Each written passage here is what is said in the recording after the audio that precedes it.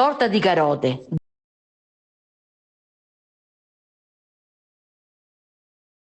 davvero buonissima. In una ciotola unite lo zucchero semolato con le uova, poi mettete un pizzico di sale e una bustina di vanillina. Mescolate per bene e versate dell'olio di semi di girasole. Dopodiché prendete le vostre carote già bollite e frullatele e unitele agli altri ingredienti.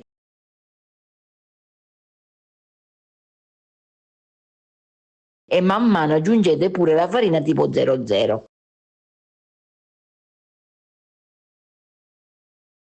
Terminate versando il lievito per dolci setacciato. Una volta ottenuto il composto, versatelo in una teglia e fate cuocere a 180 gradi per circa 30 minuti.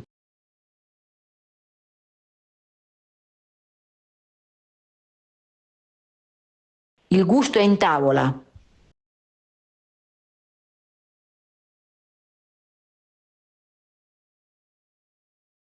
Mi raccomando, seguitemi.